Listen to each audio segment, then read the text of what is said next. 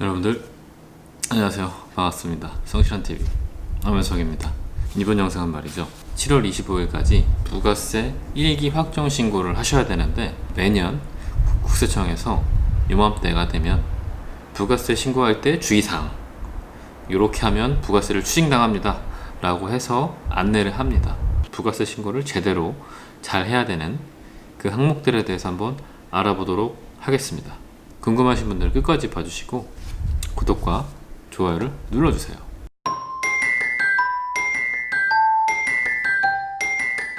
지금 이제 말씀드리는 내용은 국세청이 이번 부가세 신고할 때 중점적으로 검토하는 항목을 요약한 거니까요. 그 내용 한번 알아보도록 하겠습니다. 첫 번째, 신용카드 매출이나 현금 영수증 매출을 실제보다 적게 신고하는 경우, 과거에 했던 신고 내용이랑 비슷하게 신고를 해서 현금 영수증 매출, 신용카드 매출을 실제보다 과소하게 신고하는 경우, 적발돼서 나중에 세금을 추징당하는 그런 사례가 종종 있습니다. 이걸 어떻게 하느냐, 부가가치세는 거래 상대방이 다 있기 때문에 거래 상대방이 뭐 현금 영수증 처리를 했다거나 신용카드로 결제했다거나 하면은 그 정보들이 국세청도 갖고 있거든요. 그리고 나와 동종업계에 있는 분들이 어떻게 신고했는지 이런 정보들이 서로 다 비교를 할 수 있기 때문에 동종업계에 비해서 유독 그 현금 매출, 신용카드 매출 비중이 너무 낮거나 하면 국세청에서 그것을 주시할 수가 있어요. 그리고 또 최근에 인테리어 하시는 분들이 소비자를 상대로 현금 결제를 하게 되면 좀 깎아주는 형식으로 해서 현금 매출을 누락시키는 그런 정황들이 현장 통해서 접수가 돼서 집중적으로 검토를 한다고 하니까요. 인테리어업을 하고 계신 분들은 특히나 유의하셔야 될 것 같습니다. 두 번째, 이거는 이제 과세 사업과 면세 사업을 겸용하는 그런 사업자들이 과세 매출인데 면세 매출로 신고를 해서 부가세를 누락하는 경우 적발이 되는데, 뭐 예를 들어 정육식당을 하는 거예요.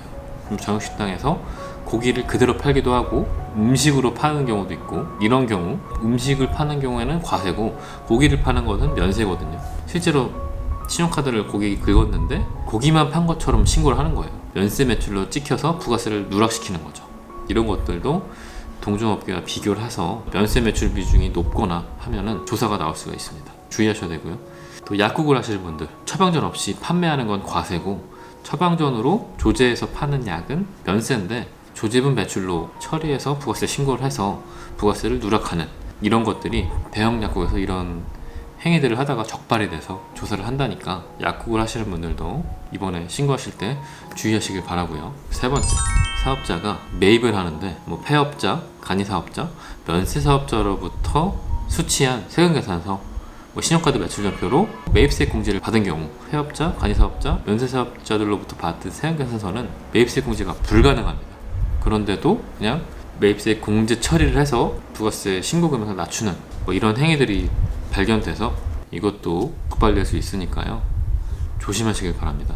네 번째, 비영업용 소형 자동차의 구입, 임차, 유지와 관련된 매입세액을 공제 처리한 경우 이것도 추징이 될 수가 있습니다. 지금 말씀드렸던 내 영업과 관련 없는 소형 자동차의 구입, 임차, 유지 비용은 내가 부가세를 부담했더라도 그 매입세액을 공제받을 수가 없는 항목들인데 이것들을 공제 처리를 해버린 거죠. 이 자동차와 관련된 매입세액은 매입세 공제를 받으시면 안 됩니다. 다섯 번째, 개인적 용도로 물건을 구입했거나 접대할 목적으로 물건을 구입한 경우 부담한 매입세액도 매입세액 불공제인데 이건 부가세 신고할 때 공제 처리를 한 거예요. 이것도 추징될 수가 있습니다. 예를 들어 신용카드 결제 내역 상 유흥주점을 갔거나 골프장을 갔다거나 공휴일 사용분이 있다거나 백화점에서 자파를 구입했다거나 이런 구입 내용임에도 불구하고 내가 부가세 신고할 때 매입세 공제로 처리를 한 경우가 적발이 돼서 부가가치세가 추징당하는 사례가 있으니까 이번 부가세 신고할 때도 이런 매입들은 매입세 공제 자체가 안 되는 항목들이니까 주의하시길 바라고요. 그다음 여섯 번째, 내가 과세, 면세 겸용하는 사업자인데 면세 사업과 관련된 매입세액인데 과세 사업과 관련된 매입세액인 것처럼 꾸며서 과다하게 매입세액 공제받는 경우가 종종 있어서 추징당하는 경우가 있습니다. 면세 사업자들은 부가가세를 내지도 않고 내가 그 면세 사업과 관련된 매입세액이 있더라도 부가세를 안 내기 때문에 매입세액 공제도 안 해주는데, 이렇게 과세와 면세를 같이 겸용하는 사업자 중에서 면세 사업에 쓴 건데도 불구하고 과세 사업에 쓴 것처럼 매입세액을 꾸며서 매입세 공제를 받았는데 이게 나중에 적발돼서 부가세를 다시 추징당하는 뭐 그런 사례가 있다고 합니다. 정육식당을 하는데 그 정육 부분은 면세이기 때문에 정육과 관련된 매입세액을 과세 사업인 음식점으로 돌린 거예요. 근데 이게 나중에 이제 걸려서 부가세를 다시 추징당하는 그런 사례도 있으니까요. 주의하시길 바랍니다. 7번째, 홈택스에 사업용 신용카드를 등록해서 간편하게 이게 그 내역을 쭉 내려받은 다음에 부가세 신고할 때 반영할 수가 있는데 이거를 일부러 안 한 다음에 서면으로 신용카드 매입 내역을 전체를 그냥 다 제출해서 과다하게 매입세 공제를 받은 거예요. 그걸 또 세무서에서 다 검증을 해서 이 매입세 공제가 되는지 안 되는지 다 검증을 해가지고 나중에 다 추징을 했다고 합니다. 사업용 신용카드 쓴 내역 중에서도 내가 사고 관련 없거나 접대용으로 쓴 비용들이 있을 텐데 그것도 그냥 다 같이 그냥 서면으로 신고를 해버린 거죠.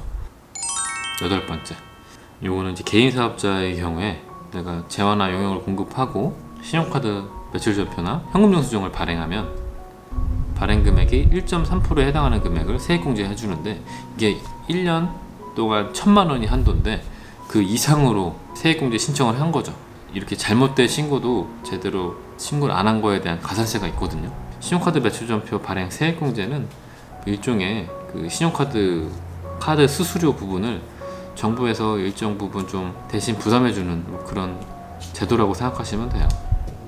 9번째, 요거는 제가 지난 영상에서도 오피스텔 관련된 부가세 영상을 한번 올린 적이 있는데 오피스텔을 분양받은 후에 상가 건물로 등록을 하고 부가시세 매입세액을 환급을 받은 후에 그 오피스텔에 뭐 주방이랑 세탁기랑 옷장이랑 뭐 침대 이런 것들을 놓고 실질은 주거용으로 임대하고 그 세입자에게 전입신고를 못하게 하는 방식으로 해서 임대를 낸 경우에 이 세법은 실질 과세 원칙이기 때문에 실질은 주택으로 임대를 했기 때문에 주택 임대분에 대해서는 내가 환급받았던 부가가치세를 다시 토해내야 되는데 적발이 돼서 내가 매입세 공제 받은 부분을 다시 추징당하는 그런 사례가 있다고 합니다.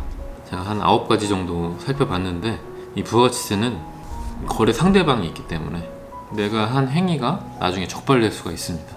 요즘에 이제 결제 자체를 현금 결제 거의 안 하잖아요. 그렇기 때문에 모든 데이터들이 국세청에 갖고 있습니다. 그리고 상당히 많은 통계 자료를 갖고 있기 때문에 내가 지금 당장은 부가세를 좀 신고를 제대로 안 해서 세금을 덜 낼지라도 언젠가 국세부가의 제척기간이라는 게 있는데 내가 제대로 신고를 안 하면 한 10년 동안은 가슴 졸이며 살아야 되는 거예요. 부가세 부분만큼은 가장 정확하게 신고하시는 게 절세 방법 중에 하나입니다. 오늘 영상 여기까지고요. 다음 영상에서 뵙겠습니다.